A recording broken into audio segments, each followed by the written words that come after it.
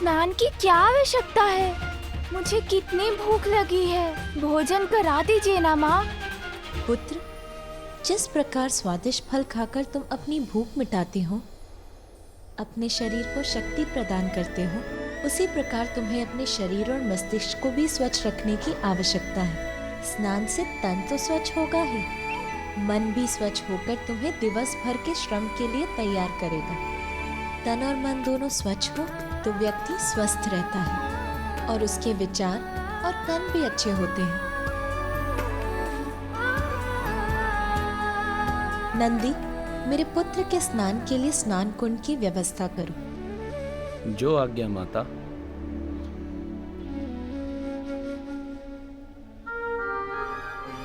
आओ पुत्र।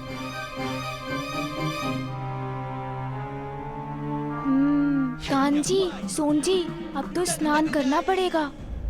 ब्रह्मदेव, पाताल लोक भेजे जाने के पश्चात सिंदूरा का क्या हुआ? पाताल में सिंदूरा की भेंट सिंहिका से हुई।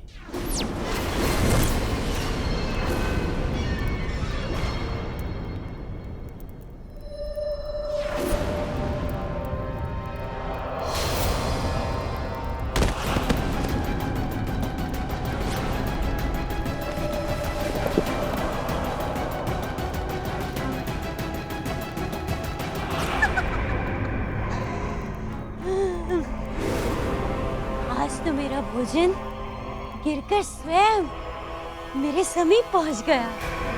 आनंद, बहुत आनंद आएगा इसे अपना आहार बनाने में।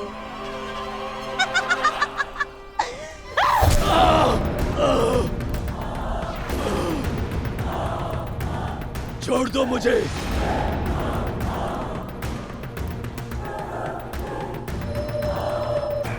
मेरा शरीर अशक्त हो गया है, अब कुछ नहीं कर सकता मैं।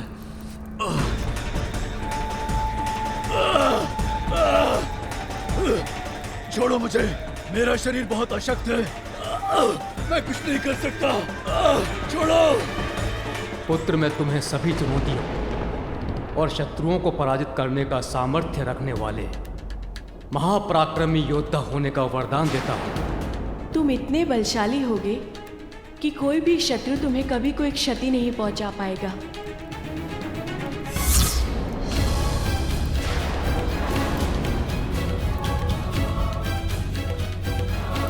ये क्या? ये कौन सी अदृश्य शक्ति है जो मुझे रोक रही है? मैं इसे खींच क्यों नहीं पा रही हूँ?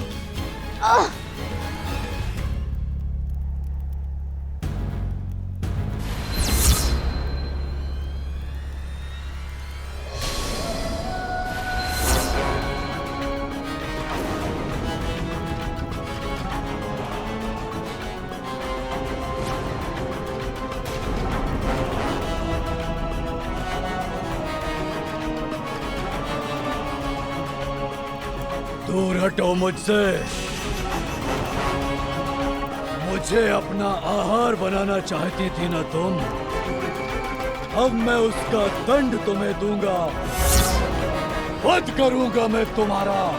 नहीं नहीं, मुझ जैसी वृद्धा पर अपनी शक्ति का प्रयोग करके क्या लाभ है?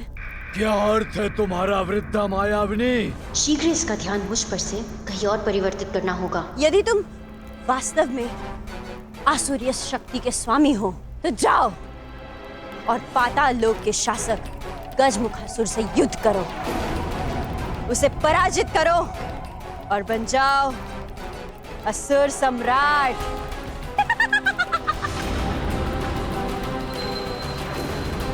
तुम्हारी नेत्रों में झांकते ही मुझे आभास हो गया था कि तुम्हें सत्ता की भूख है।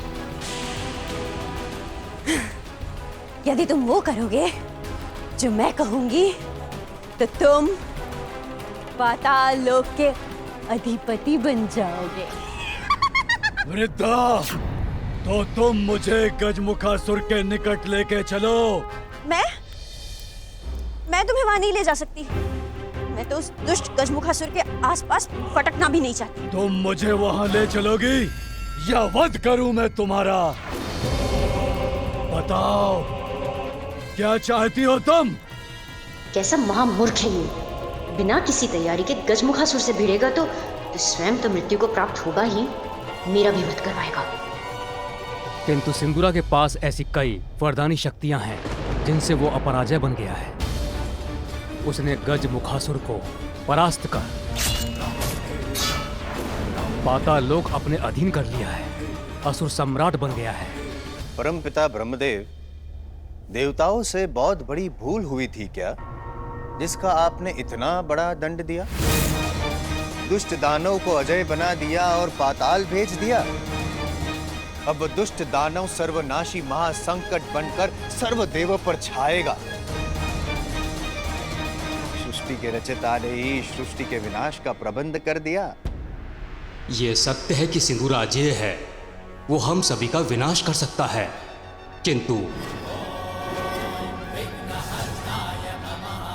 बुराई का अंत करने के लिए अच्छाई का आगमन हो चुका है। सिंदूरा का वध करने वाले ने महादेव और देवी पार्वती के पुत्र के रूप में कैलाश पर जन्म ले लिया है।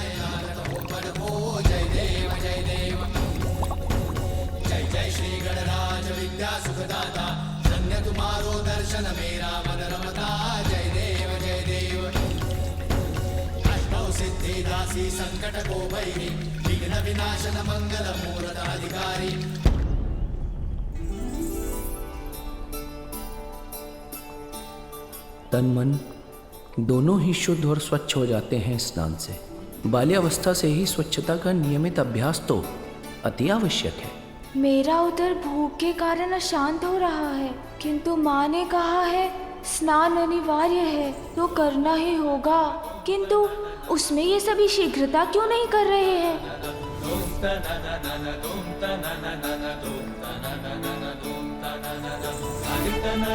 इस औषधि युक्त के लेप से स्नान करने पर पार्वती नंदन की त्वचा तो और कांतिमय हो जाएगी।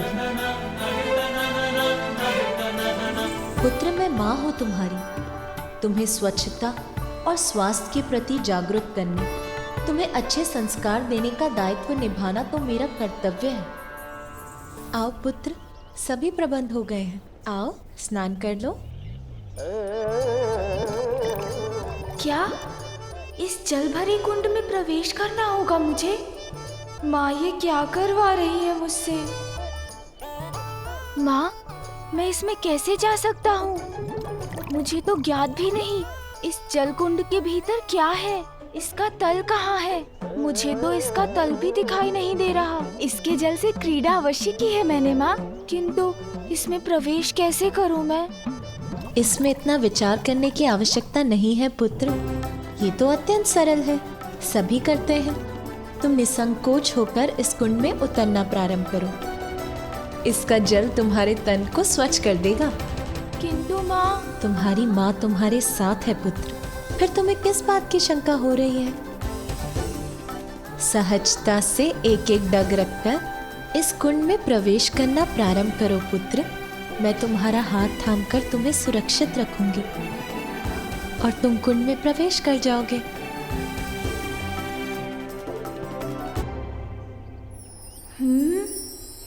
कहीं ये जल कुंड गहरा तो नहीं?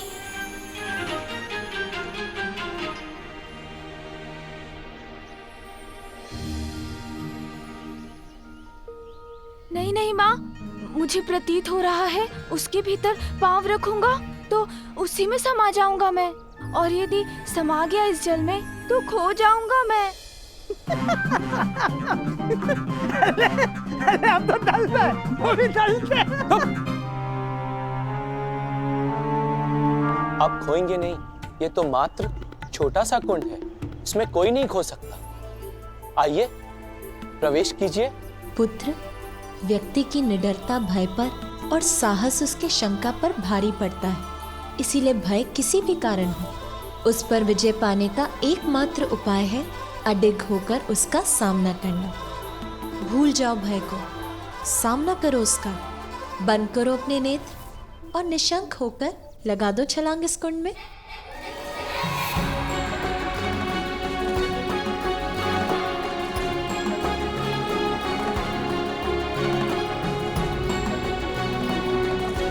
माँ उचित कहती हैं। अपने इस भय का सामना तो अभी ही करना होगा मुझे।